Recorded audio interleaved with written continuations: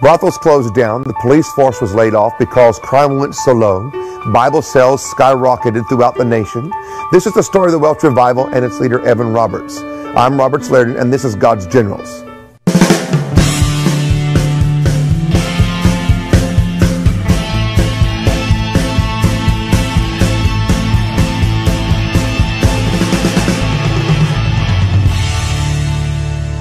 The evangelicals and the Pentecostal movements have all valued the great story of the Welsh Revival. It is one of the most exciting revivals that I have read about and studied in all of my years of reading all the great leaders in the revival movements. And that's what we're going to talk about today, is how God chose a young man named Evan Roberts. He was in his 20s when God chose him. So you don't have to be a doctor of theology or have all the experience or come from the right type of family. You have to just have the right heart, and God will use you. And many of you have the right heart, but sometimes you've heard, well, you don't have this education, it didn't come from that church. That means nothing. God responds to the heart condition of a man or of a woman. Evan Roberts was born in Wales. His family worked in the coal mines like he did as a young man himself. He was known as he'd go into the coal mines. You know, back in those days, there was no child labor law, so children and teenagers worked like adult men worked in the mines. And so he would carry his Bible with him and go down into the mines, and during their breaks, he would read the scriptures, and during the lunchtime, he'd read his scriptures, and he'd make a little place in the wall of the mine and left his Bible in there sometimes. Well, one time there was an explosion, and the explosion burnt the pages of his Bible and became the famous Scorch Bible that he would use throughout his life and throughout the revival that was to come. So Evan Roberts, to look at his life, is very interesting. His family was Christian, and so they grew up teaching the Bible stories and going to church, but Evan Roberts took it a step further.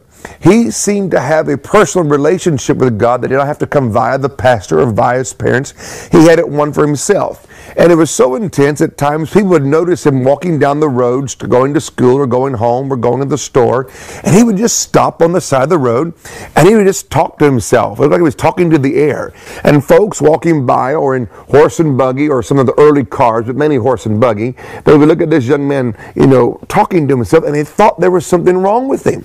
So his parents had him taken to a special doctor to find out if there was. And the doctor came back and said that Evan Roberts had a religious fixation about him, that he would grow out of it in time. Well, I don't think his religious fixation ever stopped. It grew bigger and bigger and bigger. And I don't think they should have thought there was a problem because of the young man stopping and talking to God. If young men would talk to God more, they would not be talking to the wrong people. So Evan Roberts is also a young man that influenced his friends. Now I think when you study the life of him, especially his early years, his friendships are important to consider. We are all influenced by who we hang around, who we talk with, who we are asking questions of, and their reactions to our conversations and our activities. And Evan Roberts was one of those. If you couldn't find him at school, you couldn't find him at home, you might find him playing sports with his friend, but most likely you would find him at church or doing something around his home church of Moriah Chapel. And so he was off at a revival meeting, and one of his friends had gone with him to attend this meeting, and it was time for them to pray. And so they all got on their knees by the pew where they were at, and some walked forward to the front of the church as the service was coming to an end. In those days, people were invited to come to the altar and pray, and that's how they would end the service. In our days, we usually sing with a happy song, and we leave with a shout, and we leave the service that way. In those days, they actually prayed the end of the service. And Evan Roberts knelt down, and the Spirit of God came on him and spoke to him and showed him that there was coming a great revival to Wales, and he was going to be a part of that great revival. And in this vision and this visitation, God said to him that over 100,000 souls would come to him in a short amount of time. So when this vision ended, he came out of it, and he turned to his friend and said, "Do you believe that God can give us 100,000 souls in Wales?" And his friend said, "Yes." Now, to me, I'm so glad that he had a friend that went, "Yes." What would your friend say? Would your friend say, "I don't think so," and give you all the reasons why this cannot happen? It reminds me in the scriptures about Daniel and his 3 friends.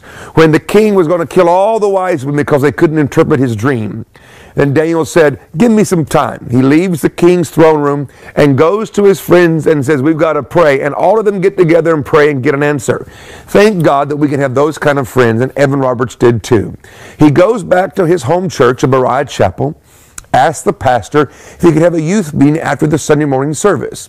Well, mainly adults showed up and 1 or 2 youth showed up. And in this youth meeting of about 14 people, he expressed what God had said to him, and he prayed this famous prayer, "O Lord, bend us, O Lord." And that was the prayer that began to ignite the Spirit of God in the heart of man in Wales.